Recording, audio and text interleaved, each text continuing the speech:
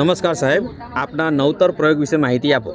નમસ્કાર, મારું નામ છે પટેલ દેવલકુમાર અશોકભાઈ. હું સિંહાદા પ્રાથમિક શાળા તાલુકા કવાંટ જિલ્લો છોટાઉદેપુરમાં ફરજ બજાવું છું. સાહેબ, મારી શાળા એમપી બોર્ડર પર આવેલી છે અને સરસ મજાની શાળા છે. એસઓઈ શાળા છે. 344 બાળકો છે મારી શાળામાં સાહેબ. તો શાળામાં તો સરસ મજાની છે, પણ શાળામાં સરસ મજાના બાગ બગીચા બનાવવા માટે જે મારા પ્રયત્ન હતા એ પ્રયત્નોને ઉપર લઈ જવા માટેનો એક અમારો નવતર પ્રયોગ છે. એ શાળામાં બાગ બગીચા જ્યારે બનાવવા માટે તૈયાર હોય અને શાળામાં જે બાળકો છે આપણે છોડ રોપીએ અને શનિ રવિમાં બાળક ઘરે લઈ જાય કાં તો ઉખેડી લઈ જાય, એને નુકસાન કરે, તો એ બાગ બગીચા બનાવવામાં નિષ્ફળ જતો હતો. તો એના માટે મારા પ્રયોગની શરૂઆત થઈ સાહેબ ગ્રીન આર્મી. જે બાળકો નુકસાન કરતા હતા એ જ બાળકોને ભેગા કરીને એનું જૂથ બનાવ્યું અને એનું નામ આપ્યું ગ્રીન આર્મી. એ બાળકોને ભેગા કરીને એમને વૃક્ષો ભેટમાં આપ્યા, છોડ ભેટમાં આપ્યા. એટલે એ બાળકો એની જાળવણી કરતા થયા, પર્યાવરણ જાગૃતિ વિશે એનું સમજાવ્યો. પછી ગ્રીન આર્મીનું જૂથ બનાવ્યા પછી પહેલો પ્રોજેક્ટ બનાવ્યો એ આ છે સાહેબ કે નર્સરી બનાવી શાળામાં. તો તમે જોઈ શકો છો, આ થોડા ઘણા મોડેલો મૂકેલા છે. શાળામાં ઘણા બધા છે, પણ સ્કૂલ નર્સરી કે આપણી શાળામાં કોઈ મુલાકાત માટે આવે, કોઈ અધિકારી આવે, કોઈ પણ વ્યક્તિ આવે એને છોડ ભેટમાં આપવાનો. આ તમે જોઈ શકો છો કે જેટલા પણ આ છોડવા છે એ છોડવાની ઉપર બાળકનું નામ લખેલું છે કે બાળકનું નામ છે એટલે એને જો ના પાણી મળ્યું હશે ને તે દરરોજ જોશે કે આને પાણી નથી મળ્યું, તે જાતે એને પાણી રેડવા માટે જશે, એને ઉછેરવા માટે પૂરેપૂરું એનું યોગદાન આપશે.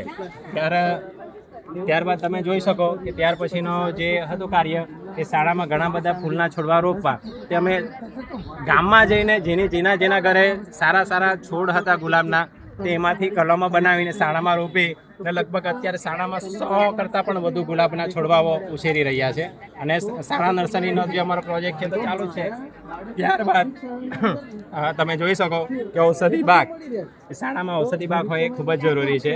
તો જે શાળાના જે ગ્રીન આર્મીના જે 15 સભ્યો હતા એને તો આ ઔષધિ વિશે તો જાણકારી આપી જ દીધી, એટલે બધું જાણતા હતા. પણ શાળાના અન્ય બાળકોને એ પણ ઔષધિ બાગની જાણકારી આપે છે અને બધી ઔષધિનો શું ઉપયોગ છે એ પણ એ બાળકો જાણે છે.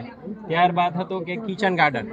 તો આ બાળકોની મદદથી સરસ મજાની કિચન ગાર્ડન સ્કૂલમાં બનાવ્યું, જેમાં રીંગણ, ટામેટા, મેથીની ભાજી, પાલકની ભાજી અને પાપડી જેવી શાકભાજી શાળામાં થાય છે. અને એ શાકભાજીનો ઉપયોગ મધ્યાહન ભોજન જે બનાવવામાં આવે એમાં અમે ઉપયોગ કરીએ છીએ. તમે કદાચ સાહેબ મારા વિડીયો જોઈ શકો કે અહીંયા સરગવાની સિંગ છે, તો સરગવાની સિંગનો ઉપયોગ આપણે MDMમાં કર્યો છે. એના તમે વિડીયો પણ જોઈ શકો છો સ્કેન કરીને. જાતે શાળામાં થતી વિવિધ શાકભાજીનો ઉપયોગ પણ આપણે MDMમાં કરીએ. એટલે આ જે મારો ગ્રીન આર્મીનો જે નવતર પ્રયોગ હતો એના દ્વારા શાળાના બધા જ બાળકોને થાય છે. અત્યારે ગ્રીન આર્મીમાં લગભગ 50 જેટલા સભ્યો છે. અન્ય બાળકો પણ આમાં જોડાવા તૈયાર થાય છે, કેમ કે એમને પર્યાવરણ જાગૃતિમાં આ બધી પ્રવૃત્તિ કરવામાં ખૂબ જ મજા આવે. પણ શાળામાં ઘણી બધી સમિતિઓ છે અત્યારે હાલમાં, એટલે 50 જેટલી સીમિત રાખી છે.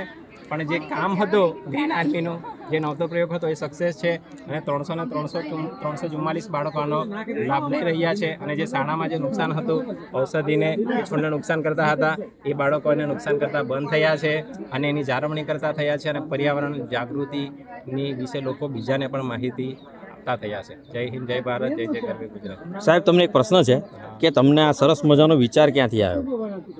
વિચાર એટલે ઘણો સાહેબ પ્રયત્ન કરતા હતા કે શાળા સરસ મજાની બનાવી અને બાળકને શાળામાં ભૌતિક સુવિધા તો આપી છે પણ વાતાવરણ પણ સરસ મજાનું આપીએ. પણ નુકસાન થતું હતું, પણ કંઈક નવું કરીએ કે જેનાથી આ નુકસાન બંધ થાય.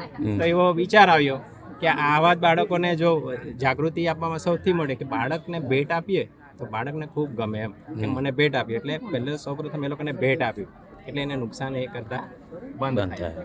ને પછી એમનો જ ઉપયોગ કરીને શાળામાં સરસ મજાનું ગાર્ડન, કિચન ગાર્ડન, ઔષધિ બાગ એ બનાવવાનો પ્રયત્ન કર્યો, સક્સેસ થયા ને એનો લાભ બધા જ લે છે. આપની આ કૃતિ બહુ સરસ છે સાહેબ, અને તમે સરસ મજાની માહિતી આપી છે તે બદલ આપનો ખૂબ ખૂબ આભાર. Thank you.